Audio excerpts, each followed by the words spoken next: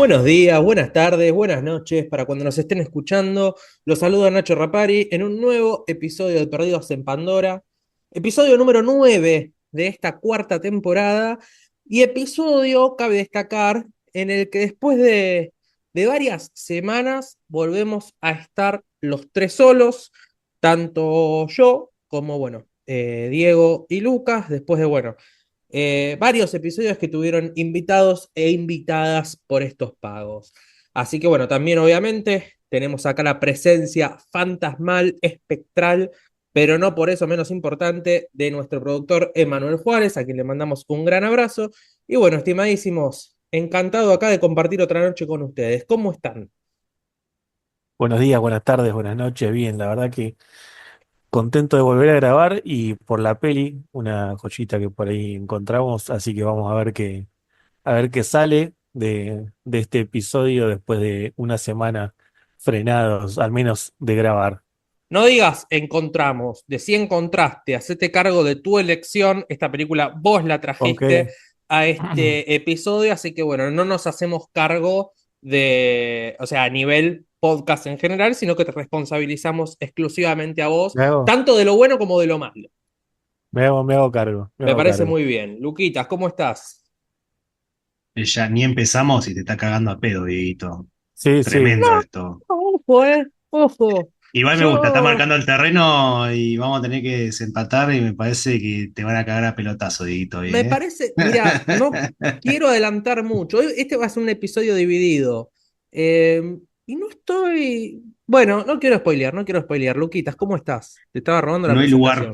No hay lugar para tibiedad acá. ¿Cómo están, chicos? ¿Cómo están todos los que nos están escuchando? Como bien decía Nachito, traemos una película que nos ha recomendado Dieguito. Y creo que accidentalmente cerramos una trilogía inspirada libremente en lo que es el sur de Estados Unidos, más relacionado con las zonas de Texas y aledaños. Así que bueno, muy, muy contentos de darle cierre a esta trilogía, o al menos sumar una película a esta gran saga que quizás después volvamos. Así que bueno, sin mucho más preámbulo, vamos a presentar la peli. Bueno, hoy vamos a hablar de The Last Stop in Yuma County, o película que podrán encontrar en Netflix como la última parada en Arizona, ¿no? No de Arizona, en Arizona. Bien. Película, ópera prima del director Francis Galuppi, y una película que, como bien decía Lucas recién, de alguna u otra manera, y creo yo de forma involuntaria, terminó conformando una trilogía, ¿no? En este podcast. Una trilogía que, bueno, insistimos, salió medio de culo, pero advertimos que terminó saliendo y me pareció bastante interesante que así haya sido, ¿no? Como recordarán, en la primera temporada hicimos un episodio dedicado a Vengeance, esa enorme película dirigida y protagonizada por Vijay Novak. Dicho sea de paso, uno de los primeros episodios en los que nos acompañó acá Luquetas desde que se sumó al proyecto.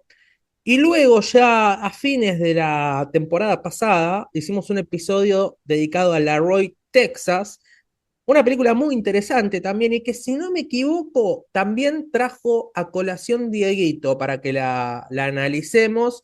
Así que bueno, ya ahí se nota que hay cierto interés por este tipo de propuestas. Em, The Last Stop in Yuma County es una película muy simple dentro bueno, algunas complejidades mínimas que quizás ofrece tanto su puesta como algunas cuestiones argumentales. Una película muy cortita, de 1 hora y media, motivo por el cual este episodio también sea bastante corto. Y como, bueno, bien decía Lucas, planta varias situaciones que, bueno, es común ver en este tipo de films, ¿no? Desde, bueno, el paisaje árido, el tipo de personajes que habitan en el sur profundo de los Estados Unidos, y en este caso una particularidad más, que es que la película mayormente transcurre en una sola locación. Pero bueno, dicho este preámbulo, Lucas, por favor, tal como lo hace siempre, contale a la audiencia de qué va esta película. Bueno, como bien presentaba Nachito, estamos en una sola locación, en donde se presentarán varias escenas. esta locación es un diner, como se lo conoce en Estados Unidos, un restaurante de paso, que está justo al lado de una estación de servicio, perdida en el medio de la carretera, bueno, en un desierto súper árido. Todo se presenta con el primer personaje que no tiene nombre, sino que se lo conoce como el vendedor de cuchillos, que para la estación de servicio, en donde le dicen, bueno, mira, no hay gasolina, el camión va a estar llegando más o menos en una hora, así que si querés puedes pasar por el restaurante y esperar ahí. Claramente este no es el único personaje que aparece, sino que se empiezan a sumar un compendio de personajes muy coloridos y característicos. Este, Así que muy a poquito se empieza como a caldear un poquito el asunto y bueno, nos sentimos muy encerrados, ¿no? Con todos los personajes. Este, Hasta que, bueno, claramente un grupo de personas que está ahí en el diner parece revelar otros motivos. Así que bueno, sin mucho más preámbulo, más o menos de eso va la película, ¿no? Una película de encierro en un restaurante con unos personajes que tienen más secretos que, que verdades. Bien, dicho esto, que me parece un gancho interesante como para ya vender la propuesta, o por lo menos para, bueno, hacer que el público termine sintiéndose atraído, ¿no? Porque convengamos que en el público mainstream muchas veces las películas que transcurren en una sola locación ofrecen cierto atractivo, ¿no? Especialmente en la construcción del suspenso. Y aclaro esto también porque como bien decía Lucas, todo empieza a transcurrir una vez que determinados personajes se encuentran en este diner esperando poder cargar nafta como para dirigirse cada uno a sus determinados objetivos, ¿no? O a sus determinados destinos. Algunos con más prisa que otros, dicho sea de paso. Y la película ya inicia con una premisa hitchcockiana, ¿no? Que es esto de que el espectador sepa algo que los protagonistas de la película desconocen por completo. En este caso, que ese camión de nafta nunca va a llegar a la estación de servicio, porque en el primer plano de la película ya vemos que ese camión de nafta está volcado en el medio de la autopista, en el medio de la ruta, que está perdiendo nafta desde su depósito, motivo por el cual nunca va a llegar, ¿no? Esto, como bien dije, los protagonistas lo desconocen por completo y bueno, va a dar lugar a determinadas situaciones que, bueno, ya imaginarán que van a ir increciendo, ¿no? Para algunos tardarán bastante en darse esas situaciones, capaz otros creemos que más o menos ese tema está bien planteado. Pero bueno, ahora lo vamos a debatir. Dieguito, voy con vos. ¿Cuál fue tu interés para traer esta película al podcast? En principio de la película llegué por un reel de una cuenta que sigo, de estas cuentas que no se dedican a hacer análisis, sino por ahí a hacer una recomendación cortita de cosas de streaming y así, que estaba vendida básicamente como en la mezcla entre Fargo de los hermanos Cohen y como si la escena del diner de Pulp Fiction se extendiera básicamente por toda la película, lo cual eso, y obviamente todo esto mostrando imágenes de la película de las Stop in Yuma County, y ya con eso me cautivó. Y como muchas veces me pasa de que decir, bueno, ¿qué voy a ver? Y no termino viendo el menú de acá, el menú de allá. Dije, bueno, listo, voy a esto concreto. Y como decían, teniendo en cuenta con la Roy Texas, que sí, también la había, si bien la teníamos todo en el radar, pero creo que yo fui el que dije de hablarla, y de Vengeance, que también me habían gustado mucho esa atmósfera que compone estos escenarios áridos de las afueras de los Estados Unidos, me llamó mucho la atención, la verdad. La fotografía de la película y la trama y los personajes cuando la empecé a ver. Así que eso fue todo un poco el combo y la duración, bueno, como decía, me parece relojito y Atractiva. sobre todo es de esas películas, sí, sí, hoy en día. Eh, y sobre todo también esta cosa que tiene la trama que nunca sabes hasta dónde va a llegar. Y eso me pareció muy bueno de la peli. Y también cuando vi que es la ópera prima, si bien tiene un corto que está en YouTube muy similar, la locación con respecto a la peli que tiene el director, el otro solamente está el tráiler. ¿Te acordás el nombre de ese Eh, corto, Dieguito? es un corto también, ahí está sí, tal vez un poco más inclinado hacia al terror, un poco un thriller, vamos a decir. Hay un poquito de terror, pero no mucho. Eh, bueno, entonces, al ser también una ópera prima del director, la verdad que eso también cuando terminé de ver la peli me pareció que cerraba bastante bien por algo que muchas veces, por ser una prima, tal vez es complicado. La verdad que me cerró muy bien la peli. Bien. A mí lo que me interesa que empecemos a debatir un poco, y ahora voy con vos, Luquitas, para profundizar en esto, siendo que bueno, es un episodio, como muchos otros también a lo largo de este podcast, en los que hay dos protagonistas del equipo que, bueno, están en este, no sé si decir extremos, porque yo no sé si particularmente con esta película las opiniones tanto de Lucas y de Diego se posicionan en extremos totalmente distintos, pero bueno, a Diego la película le gustó mucho, a Lucas me parece que no tanto. Entonces, quiero profundizar un poco en esto, ¿no? Si The Last Stop in Yuma County o La Última Parada en Arizona aporta algo a este subgénero en el que encontramos una sola locación, en el que encontramos personajes que esconden algo, situaciones fortuitas que se van dando a raíz bueno, un imprevisto como es el del camión de nafta que nunca llega y que de manera azarosa termina encerrando a personajes desconocidos en un mismo espacio. Decime vos, Lucas, a ver qué opinás en ese sentido. ¿Es una más de la Stop o crees que reinventa algo? Mira, sería muy hipócrita de mi parte tal vez decir es una más cuando me falta mucha peli de este tipo en mi visionado personal.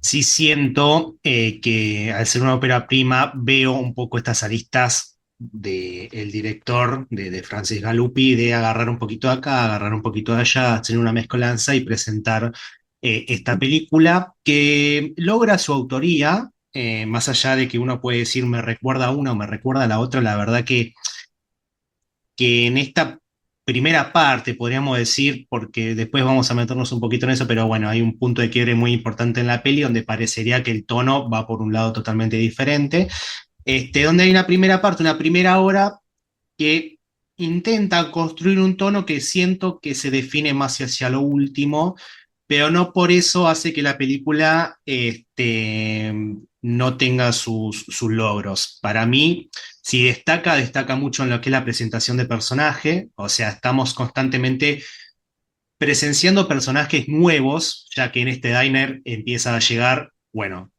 ya lo comentamos, en el diner llega este vendedor de cuchillos que es atendido por una moza que está sola en su turno. Al mismo tiempo, esta moza tiene un policía como marido. Después, bueno, la película obviamente se abre y vemos un poco en la comisaría, aunque resulta ser no tan importante, tal vez ahora, en este momento de la película, y empiezan a llegar cada vez más personajes, cada vez más personajes y cada vez más personajes, hasta que llega un grupo de delincuentes que, como bien había dicho Nachito, nosotros sabemos que corresponden a dos ladrones que acaban de robar un banco y se están refugiando en el diner, ¿no?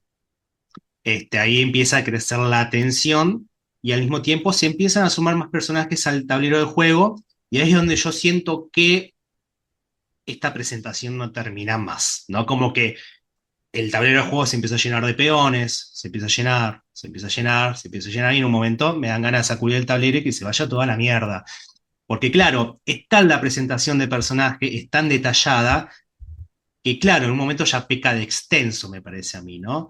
Entonces, viéndola, hoy recordándola, digo, bueno, me hubiera gustado tal vez, me hubiera gustado, ¿no? Como si yo fuera el escritor y el director de la película, pero siento tal vez que el accionar de los personajes dentro de este tablero queda pausado hasta cierto momento culmine en la película que es más o menos a la hora 50, o sea, tenemos un 50 minutos de presentación de ese conflicto que se va a presentar más adelante.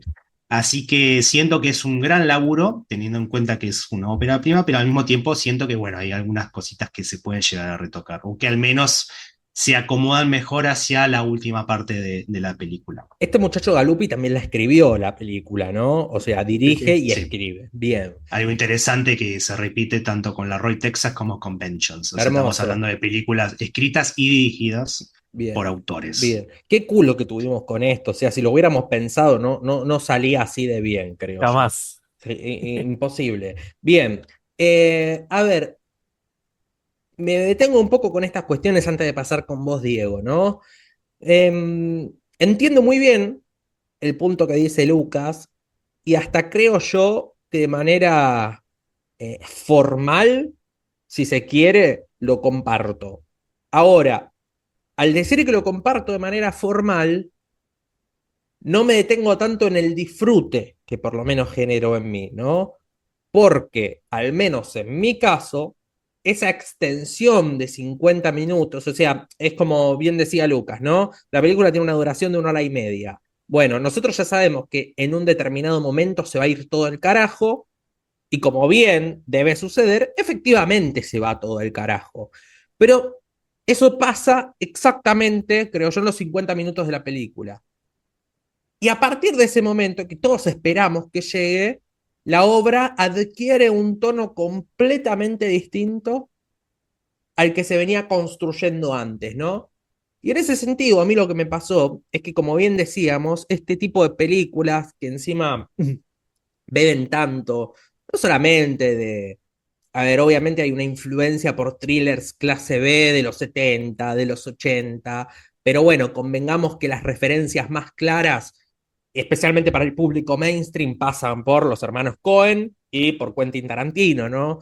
Mismo Dieguito mencionaba como esta suerte de extensión de la escena del diner en Pulp Fiction, pero también tenemos muchísimo más de los 8 más odiados, ¿no? Entonces, creo yo que eso se construye bastante bien, pero me parecía copado esto de que el director, y bueno, en este caso guionista también, no se metía tanto con el humor negro, ¿no?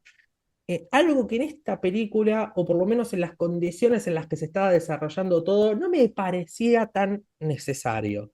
En Vengeance, por ejemplo, sí. Vengeance es una película que se basa en la construcción de distintos arquetipos de los personajes que habitan en esos lugares, más allá de otras críticas que tenía la película, especialmente en relación a temas de consumo cultural y demás. Y por otro lado, la Roy Texas en el hecho de un personaje completamente torpe que se encuentra una y otra vez ante distintos imprevistos, ¿no? Algo que, bueno, hacía el humor negro de la película, que no lo notaba tanto.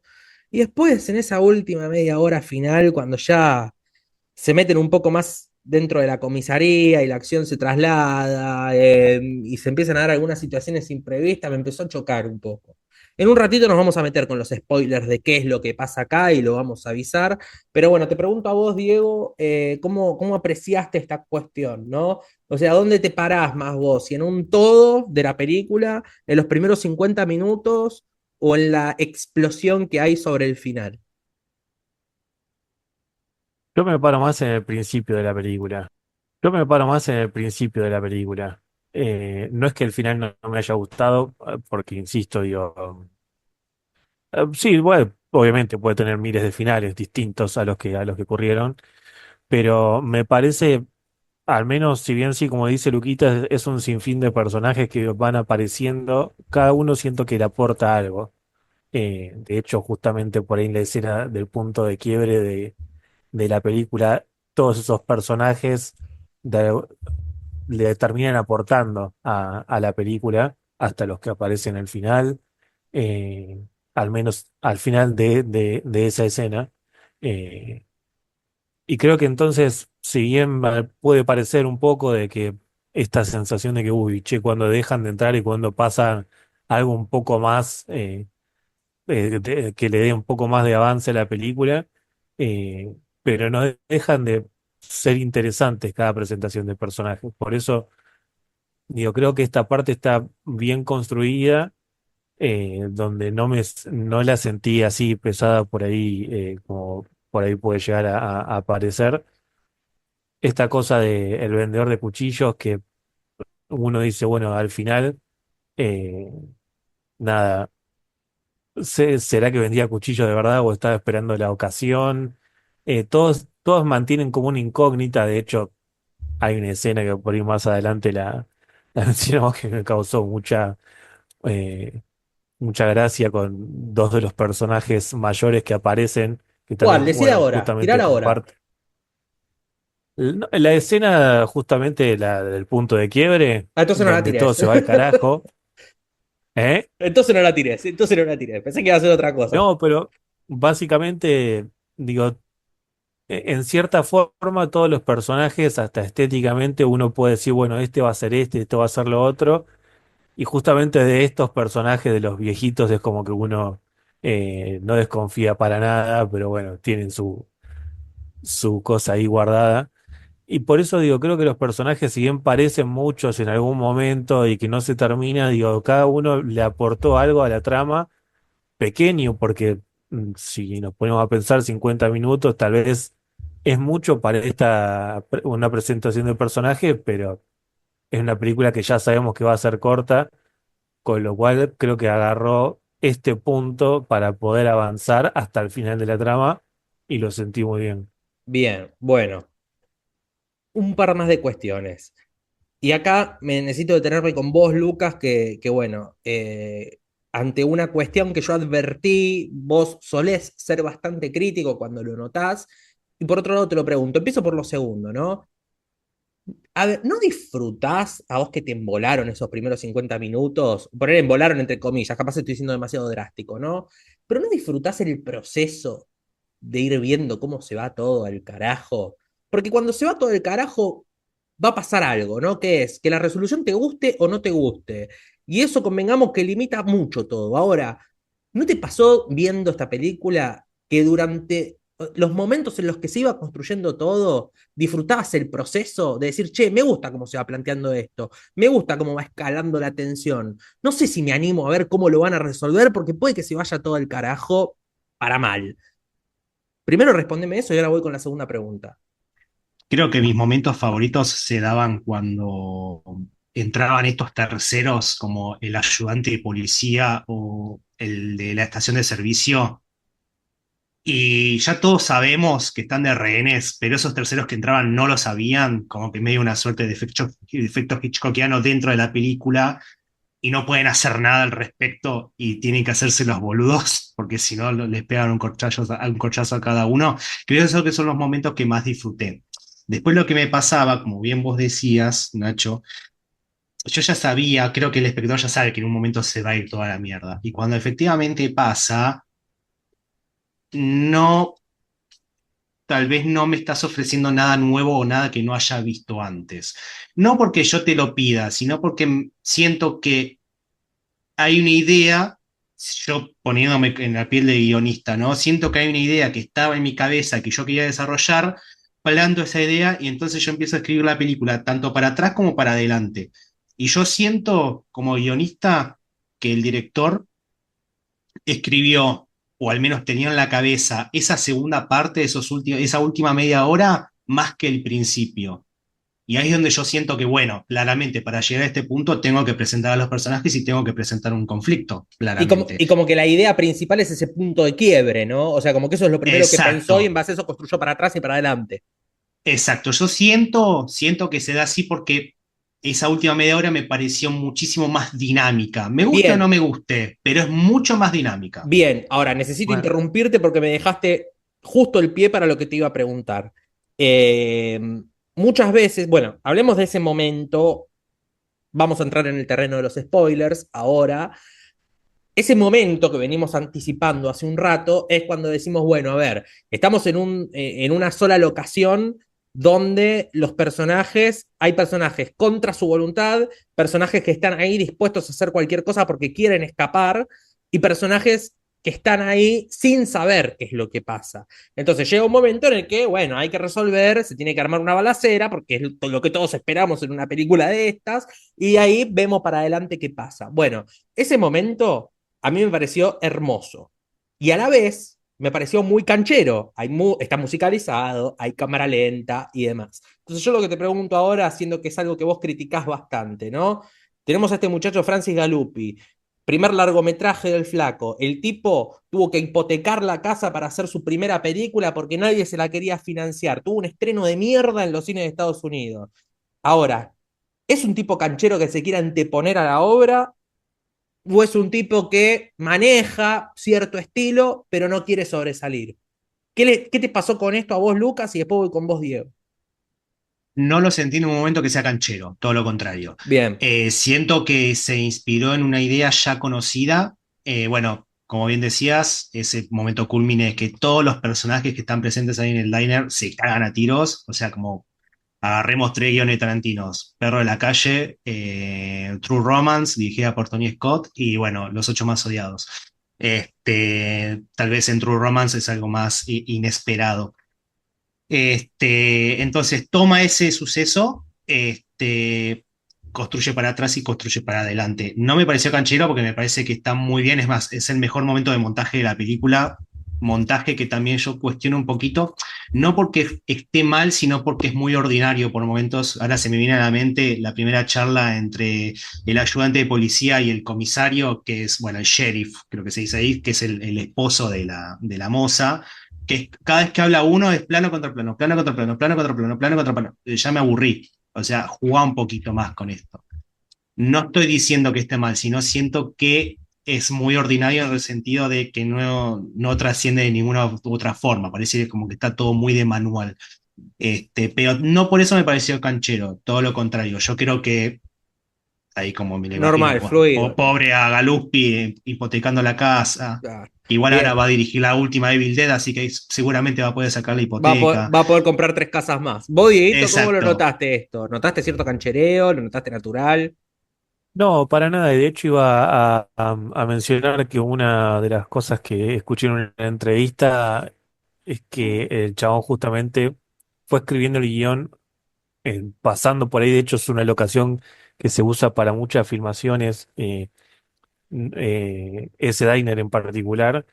Y entonces tuvo unas paradas ahí y a raíz del lugar que hizo todo el scouting de fotografiar y qué sé yo. Y a raíz de ahí y empezó a imaginarse las situaciones y a raíz de eso empezó a escribir el guión, con lo cual, digo, eh, es como para mí esa locación y no sé, por ejemplo, estos condominios que hay, como por ejemplo en Freudia Project, o esos parajes que hay en el medio de la ruta, digo, uno no se imagina otra situación que termine todo a los tiros y que todo se vaya al carajo. Entonces, digo, creo que por ahí puede ser que haya empezado a construir a partir de esa idea. No lo sentí canchero, la verdad, así que me parece, si bien obviamente es la parte más dinámica, me gustó mucho cómo lo resolvió. Me gustó hasta el final, o sea, digo, no, creo que se mantuvo en la misma línea que quiso contar en esto de que en un momento todo se va a ir al carajo y en ningún momento algo sale favorable para los personajes, vamos a decir. Bien, yo me quería meter con un... Excepto, Sí, excepto uno, pero bueno, ya nos es más meteremos. Bien, para el bien, final. bien. A mí hay un aspecto que pensaba recién mientras Lucas tenía algunos desperfectos técnicos y veíamos esa foto de perfil gloriosa que tiene en el Zoom de Alien Romulus con el xenomorfo atacando en la boca de uno de los protagonistas, algo que sería muy divertido. Facehugger. Bueno, pues, Hager, gracias por la corrección. Tenía que haber tenido más cuidado con un fanático de Alien antes de decirlo. Gordo Pero Alien. hay un gordo alien, ¿no?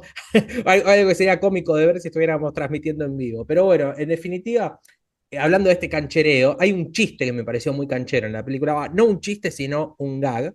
¿Vieron esto de a veces uno como espectador y ya espectador totalmente empachado de ver películas, ¿no?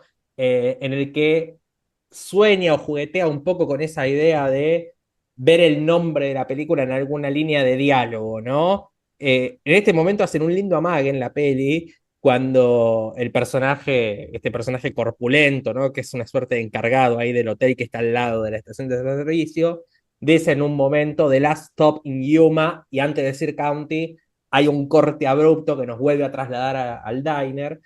Y en base a esto me pareció una idea muy copada la de la película de jugar con este diner como si fuera una especie de limbo, ¿no? En el que todos los personajes terminan ahí básicamente con una suerte de destino sellado. O sea, tenemos una ruta por la que pareciera que no hay forma de llegar ni de escapar porque es todo un gran desierto donde solamente está esa locación medio inhóspita, medio venida abajo, y es como que los personajes, una vez que llegan ahí, listo, ya está, no tienen escapatoria. Llegaron, vaya a saber uno cómo, y no sabemos cómo van a salir, y bueno, ahí ya nos vamos metiendo un poquito en el terreno final de la película. Ahora bien, dicho todo esto, pregunto, ¿no? A ver qué, qué le- qué les pasó especialmente con el tramo final de la película, ¿no? Ahora ya probablemente entremos en el terreno de los spoilers, así que bueno, quienes todavía no hayan visto la película, si es que nos escucharon hasta acá, pueden ir a verla y después darle play de nuevo al episodio. Vamos a plantearlo así. Yo cuando estaba viendo la película, me pasa que cuando llega ese momento, a los 50 minutos en el que todos se recagan a tiros, el único personaje que queda vivo dentro del diner es el vendedor de cuchillos, que interpreta, dicho sea de paso, Jim Cummings, un actor que yo no tenía, pero que a vos, Luquitas, te gusta mucho, ¿no? Sí, me gusta mucho tanto como actúa eh, por todas las películas que él escribe y dirige, muy conocido también por escribir, dirigir y protagonizar sus propias películas. Así que Bien, sí, estaba bien. muy contento de verlo. Un título reconocido de Cummings, que yo por lo menos lo desconocía por Mira, no sé completo. si conocido, saltó un poco O más a la la que luz recomiendes con... vos. Y yo recomiendo mucho una de sus primeras películas, que es Thunder Road, película de Bien, 2018. Después salta un poquitito más a la fama con The Wolf of Snow Hollow, una peli ya que se mete más en el fantástico. Capaz que se la tienen un poquito más en el radar. sí, Y el después póster me hizo... acuerdo. Sí, y después tiene The Beta Test del 2021. Y aún un par de cortos Bien, después. bien, gracias. Bien, bien, gracias por la aclaración. Pero bueno, como decía, ¿no? En ese momento el personaje de Jim Cummings queda solo y veo que faltan 40 minutos de película. Digo, che, loco, yo esperaba que esta situación se dé más que nada en los últimos minutos. Entonces yo me puse a pensar, ¿no? ¿Cómo van a completar esto? ¿Qué va a terminar pasando? Y se empieza obviamente a construir una situación que también, ¿no? Si uno después mira con el diario del lunes, era bastante lógico que se termine hablando, aunque no sé si con tanto tiempo de metraje, que es esto de el personaje del vendedor de cuchillos, de decir, bueno, listo, a ver, acá se desmadró todo, tengo la oportunidad de irme con la guita, así que, chao, esta es la mía, ¿no? Y ahí el personaje empieza a atravesar una serie de imprevistos que, bueno, claramente hacen que esto salga mal y que la película caiga un poco en esto de la codicia desmedida, de que todos en el fondo o no sabemos con qué clase de personas somos o qué clase de hombres somos hasta que una situación límite como esta nos lleva a, qué sé yo, a resolver de cierta manera, ¿no? Y acá la película para mí se termina volviendo un poco pelotuda, más allá de que, qué sé yo, tiene un lindo momento como el final, esta suerte de Gunslinger entre el sheriff y él, medio lejano oeste, ahí con el camión de nafta a punto de explotar. Pero la verdad, muchachos, les soy sincero, me pareció medio pelotuda. Y ya la película venía de una pelotudez, para mí, que en ese momento la perdoné, pero cuando llegamos al final veo que este muchacho, para plantear algunas situaciones así, creo yo, tiene algunos problemas. Cuando la camarera escribe el nombre del sheriff en el vaso de manera tan, pero tan visible como para que uno de los delincuentes se dé cuenta que estaba tramando algo, una situación que se podía haber resuelto sin ser guionista, lo digo, pero de maneras mucho más verosímiles, creo yo, al menos para el tono que venía planteando la historia en ese momento. Y al final esto vuelve a pasar, ya rozando un poco el humor negro, pero bueno, les pregunto a ustedes que también dijeron que en los últimos 30 minutos ya la cuestión como que levanta más para ver cómo lo percibieron, ¿no? Si soy yo el único aburrido o convengamos que hay un punto crítico como para, bueno, advertirlo. No, a mí lo que A ver, sí, es verdad que por ahí de repente se empieza como a entorpecer demasiado algo que por ahí podría haberlo resuelto más rápido. El Coincido. personaje de Jim Cummings, eh, y se puede llegar a hacer esa lectura de que, bueno, al final todos nos vamos a robar lo que no es nuestro sin importar lo que pase. Pero, digo, creo que me pareció que No afectó ni tanto, canché. ¿Eh? no afectó tanto. No, no, creo que no afecta. De hecho, creo que el chabón al final, digo, que pongámosle que arrancó la película siendo el primer, eh, uno de los primeros, se me fue la palabra. En llegar. eh, Sí, no, uno de los primeros, bueno, no importa, uno de los primeros en perecer esto de que termina ahí atrapado sin querer, este personaje que era un padre que estaba yendo al cumpleaños de la hija, qué sé yo, y que se vio atrapado ahí, eh, al final de cuentas termina un poco siendo un bastante hijo de puta con lo que termina siendo, de esto de matar a esta última pareja que llega por casualidad, literalmente. eh, y encima cuando uno escucha el llanto del bebé que estaba en ese auto, eh, digo, ahí es como que, bueno, acá ya está. Acá ya se fue por el hecho este de que, bueno, todos nos volvimos ahora malos y no importa lo que pasa. O sea, ahora sí es o mi vida o la tuya, algo que al principio de la película no estaba tal vez planteado. Bueno, y algo interesante en relación a este aspecto también es que nos hace preguntar realmente qué tan cierta es esta historia del personaje que tiene que ir al cumpleaños de la hija, que es un vendedor Exacto. de cuchillos, o sea, es como que, bueno, ¿qué onda? Como bien decías vos al principio, es un oportunista el tipo que está ahí y le termina saliendo una situación como para aprovechar, o realmente es el tipo que dice ser que se transforma ante una situación límite. Pero bueno, si preguntas que capaz están buenas para De hecho, pensar. también algo que mencionaba, algunos de los últimos personajes que aparecen es una pareja de eh, un chico y una chica, que están ahí Insoportables. sí, que están ahí justamente, ellos justamente están como tratando de que esa situación suceda, porque ellos fantasean con atrapar a estos ladrones, que dicho sea de paso, el personaje de Richard Brake, que es uno de los ladrones de Joe Chill, el que mata a los padres de Wayne en la trilogía Actorazo, loco, de Nolan, actorazo. actorazo, y ellos fantasean con justamente tener esa situación, y en el momento que se está, antes, en el clímax antes de que se dé la balacera, en un momento están estos otros dos personajes, estos viejitos, que también uno comparte justamente con Sin lugar para los débiles, y me fue ahora el nombre del actor, que la chica le dice a Chico, ¿no? Le dice, no, pero ellos como ya son dos ancianos, no van a tener un arma, que yo, y estaban armados también. Entonces tiene como esos pequeños gags que me resultaron bastante entretenidos. Y al final es como que creo que fue condescendiente con lo que planteaba esta clase de película, que básicamente todo se vaya al carajo y nadie salga vivo. Bien, a vos, Luquitas, ¿qué te pasó con el final? Yo pensaba en dos pelis, viéndola. Una historia violenta y Drive. Bien. Esas dos películas son más similares entre sí que esta.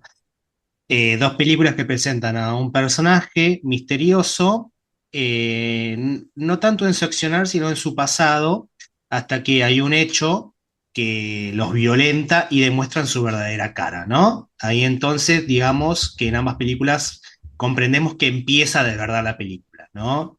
Bueno, también en un diner, en una historia violenta, cuando él se defiende de los matones liderados por el Harris, ahí decimos, bueno, creo que acá empieza de verdad una historia violenta y después, en ese atraco fallido con Jason Isaac en Drive, es donde conocemos de verdad al personaje del conductor, ¿no? Interpretado por Ryan Gosling.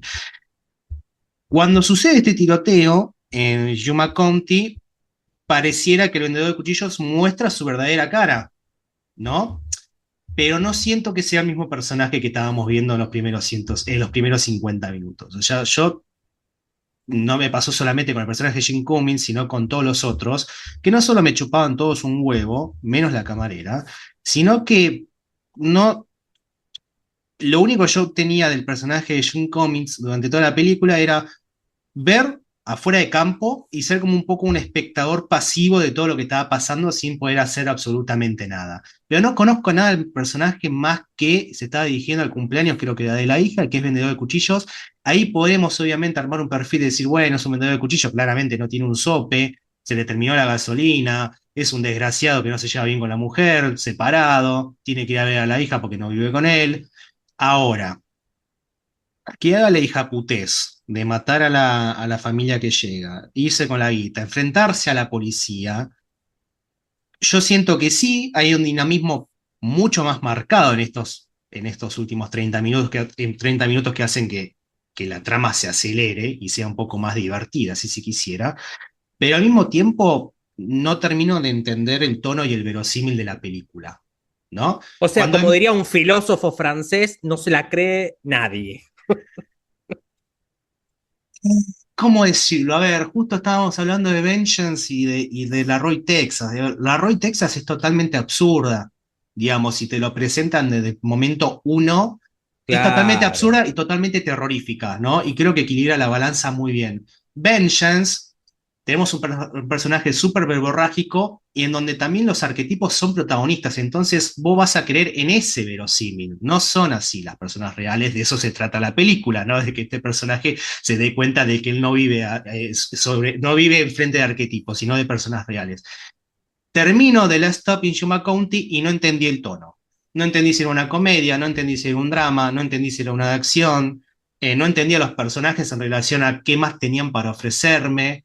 Me pasa esto, es como veo algo sólido, construido, eh, capaz que peca un poco ordinario, no me reí en ningún momento, sacando algún que otro gag que me pareció simpático, pero muchacho, la verdad que siento que hoy la pienso, hay algunos formalismos, como bien mencionaban ustedes, pero sí, hay una película que está partida en dos, o sea, donde, y no la quiero comparar estrictamente porque son otro tipo de género, pero donde veo una historia violenta y veo Drive y veo a un personaje que se parte en dos, acá veo a dos personajes totalmente diferentes en este punto de quiebre. Bien, bien. O sea, no las dos caras de una misma moneda, si se quiere, sino dos Exacto. personajes completamente distintos. Bien. Me quiero detener para ir llegando al cierre formal del episodio en dos cosas muy interesantes que han aportado ambos, ¿no? Y las quiero retomar ya antes de concluir. En primer lugar, Diego, lo que dijiste de la pareja, esta pareja que de alguna u otra manera sueña con estar ante esa situación de enfrentarse a los delincuentes, que me pareció algo piola dentro de la construcción del guión, ¿no? Porque es como decir, bueno, a ver, estamos ante una galería de personajes que no quiere estar ahí, sino que quiere estar en otra parte y que de alguna u otra manera su destino final es llegar a ese diner, pero también tenemos a dos personajes que sí quieren estar ahí, que sí quieren estar ante ese momento y ante esos dos delincuentes. Y aún así también ese es el destino final de los personajes porque terminan muertos los dos, ¿no? Algo que pensándolo así me parece gracioso. Y después, Lucas, en base a lo que dijiste vos, de que la única personaje que te importaba era la camarera, ¿sabes por qué era la única personaje que te importaba? Te ¿Por lo puedo qué? responder yo. Uy, Primero porque es Jocelyn Donahue, la protagonista de esa maravillosa película que es The House of the Devil, de T. West. En ese sentido, el productor me puede perdonar por lo que dije de actividad paranormal en el episodio que grabamos de Found Footage con Pedrito Levi, a quien le mandamos un abrazo grande. Yo sé que el productor valora muchísimo esta película, así que hoy me puede perdonar. Y por otro lado, porque Jocelyn Donahue también cumple el mismo día que yo, el 8 de noviembre. Solamente que, bueno, ella nació en el 81. Así que dos datos por los que entiendo completamente por qué te importaba tanto ese personaje. Así que me pone contento que lo hayas aclarado. Así que, bueno. Dicho esto, muchachos, creo que no hay mucho más para hablar de Last Stop in Yuma County o La Última Parada en Arizona. Convengamos que es una película de 1 hora y media, así que no daba tampoco que hagamos un capítulo de la misma duración o que sea más extenso todavía. Tenemos acá tres posturas un poco disímiles. A Lucas no le gustó mucho, a Dieguito sí, yo estoy más ahí en un punto medio, en el que creo que encuentro más virtudes que falencias, pero encuentro también algunas falencias bastante grosas, pero bueno, entendibles para tratarse de una ópera prima. Lo último que les pregunto, muchachos, respecto a Evil Dead, ya que este muchacho va a ser el encargado de dirigir la próxima película. ¿Esto cómo se terminó dando? ¿Porque Sam Raimi vio The Last Stop in Yuma County y le encantó? ¿O porque a Lupi le llevó una idea de Evil Dead a Sam Raimi que le encantó? No, pregunto posta. Sí, a ver si recuerdan eso, porque no recuerdo el dato y me parecía que estaba copado traerlo a colación.